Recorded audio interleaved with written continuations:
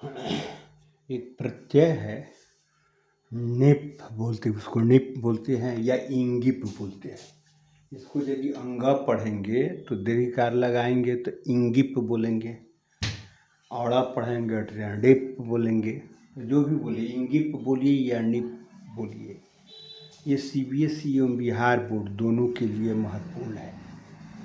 CBSE board में सिर्फ निप पढ़ना है, बिहार बोर्ड में निप और नीस दोनों पढ़ना है।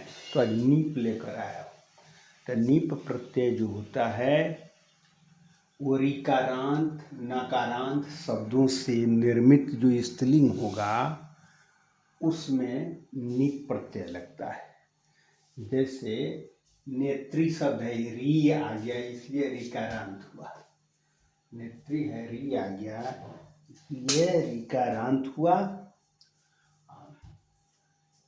तो नेत्री जो लिप, नेत्री माने नेताइन, नेत्री से नेता बना, नेता का स्त्रीलिंग नेत्री।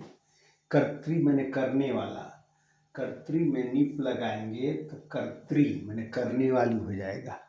हमने बताया नकारांत, राजन शब्द में नो हलंत है, ये नकारांत है। राजन शब्द में नो हलंत है, नकारांत है ना।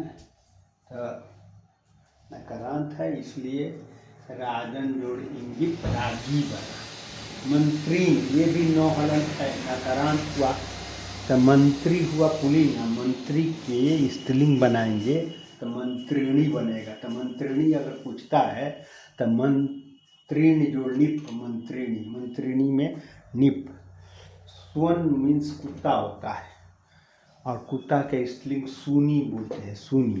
तो सूनी में अगर पूछता है तो निप प्रत्यय, निप प्रत्यय। कहने का मतलब नेत्री, कर्त्री, राजी, मंत्रिणी, सूनी, ये सब में हम निप प्रत्यय लगाएंगे, या निप कहिए या इंगिप कहिए।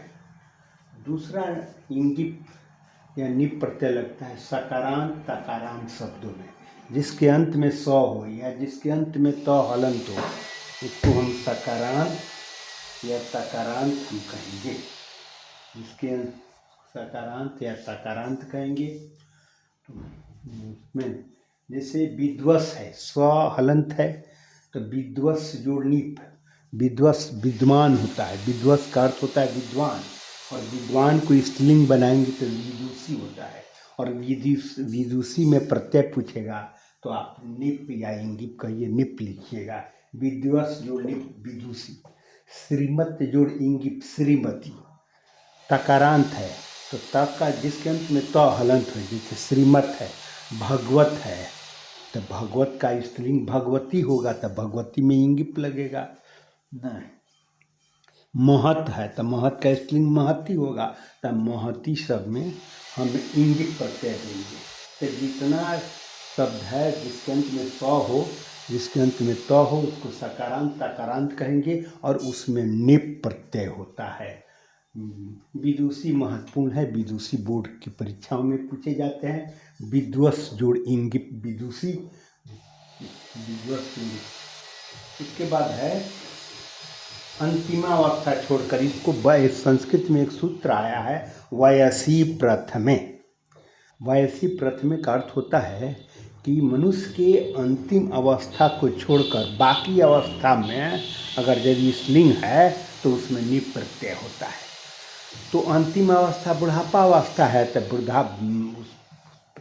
उसको छोड़कर, अब जैसे जैसे कुमार है, कुंवारा अवस्था हुआ तो कुमार जो है अंतिम अवस्था नहीं है, तो कुमार से स्त्रीलिंग बनाएंगे कुमारी तो उसमें निप प्रत्यय होगा। ये कुमारी शब्द काफ़ी महत्वपूर्ण है, बिहार बोर्ड हो चाहे सीबीएसई बोर्ड हो, दोनों के लिए कुमारी शब्द बहुत महत्वपूर्ण है। कुमार जोड़ इंगिप कुमारी, किशोर जोड़ इंगिप किशोरी, किशोरावस्था है, वृद्धावस्था छोड़कर है। तरुणावस्था है, जवानी अवस्था है, इसलिए तरुण जोड़ इंगिप तरुणी बनेगा, किशोर जोड़ इंगिप किशोरी बनेगा, कुमार जोड़ इंगिप कुमारी बनेगा।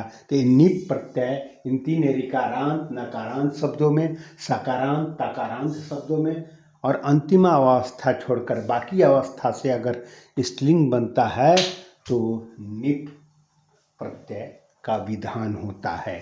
धन्यवाद।